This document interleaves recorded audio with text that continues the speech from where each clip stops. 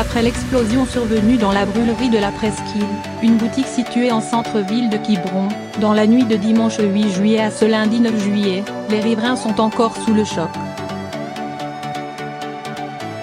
Ils expliquent leur réveil brutal, leur peur et leur départ précipité de chez eux. LLS ont été réunis dans la cellule de crise à l'espace Louison Bobet et informés par le maire, Bernard Hillier. Ce lundi 9 juillet 2018, vers 2h30, une violente explosion est survenue dans la brûlerie de la Presqu'île, boutique située en plein centre-ville de Quiberon, Morbihan, rue de Verdun, en face de l'église.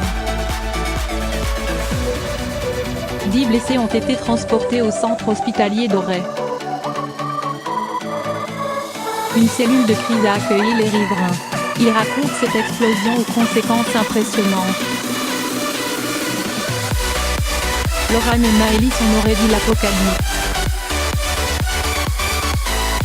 Laurane, 20 ans, et Maëlys, 22 ans, sont coiffeuses et logent en face du bâtiment qui a explosé. Nous sommes au 12e étage du bâtiment du salon de coiffure.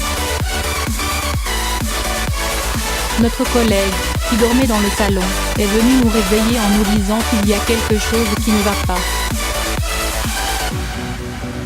On a vu une grosse fissure sur le mur de l'appartement. Dans la cage d'escalier, il y avait plein de gravats.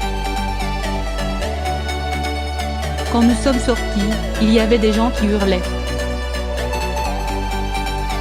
Des vitres cassées partout. C'était horrible, on aurait dit l'apocalypse. Les pompiers sont rapidement arrivés sur place. C'est la mère d'une amie qui est venue nous chercher. On est allé sur la plage pour respirer. On n'arrête pas de pleurer à cause du choc. Mais le principal, c'est qu'il n'y a pas de mort. Morgane, j'ai cru que c'était un énorme orage. Morgane, menuisier trentenaire, habite en face du bâtiment soufflé. J'ai été réveillée par le souffle de l'explosion. J'ai cru que c'était un énorme orage et que le tonnerre était entré dans l'appartement. Je suis sortie en catastrophe. J'étais torse nu. Je n'ai pas eu le temps de prendre d'affaires. C'était un paysage apocalyptique dehors avec du verre partout. Une femme était blessée à la main. Je me suis demandé ce qui s'est passé.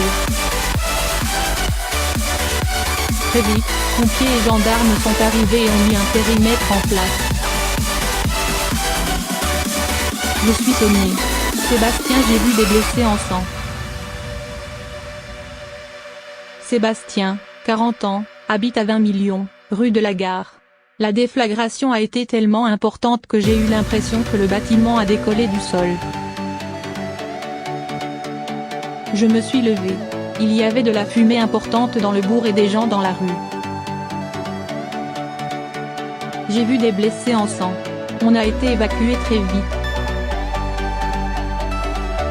Mon père, qui vit à quelques kilomètres de chez nous, en bord de mer, l'a ressenti. J'ai eu le temps de mettre chaussures et t-shirt, et de sortir. Marie-Thérèse Legac, cela touche l'âme de Quiberon. Marie-Thérèse Legac, adjointe au maire, d'astreinte cette nuit. J'habite près du sémaphore. J'ai entendu l'explosion. Je me suis rendue sur place. On a mis en place, avec les services de la ville, un minibus à la gare pour l'espace Louison Bobet. On a accueilli les gens, réconfortés, offert de l'eau et du café, des croissants. On a fait le nécessaire pour les médicaments des personnes sous traitement. Les gens ont été solidaires. Cela touche l'âme de Quiberon. Alexis et Stéphanie, les fenêtres et les volets ont explosé. Alexis et Stéphanie habitent la rue parallèle à celle de l'explosion. On dormait paisiblement. On a été réveillés par un grand bruit. La fenêtre et les volets ont explosé. Les gens hurlaient dehors, appelaient les pompiers. Sur le coup, j'ai pensé que c'était un avion qui s'était crashé. On aurait dit des scènes de chaos. Il y avait des gravats et des vitres cassées partout. Le feu a démarré plus d'une demi-heure après l'explosion. Tous les voisins se sont retrouvés en bas.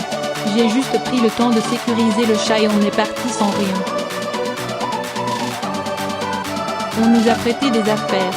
C'est le chef du centre de secours de Quiberon qui est allé le chat l'après-midi.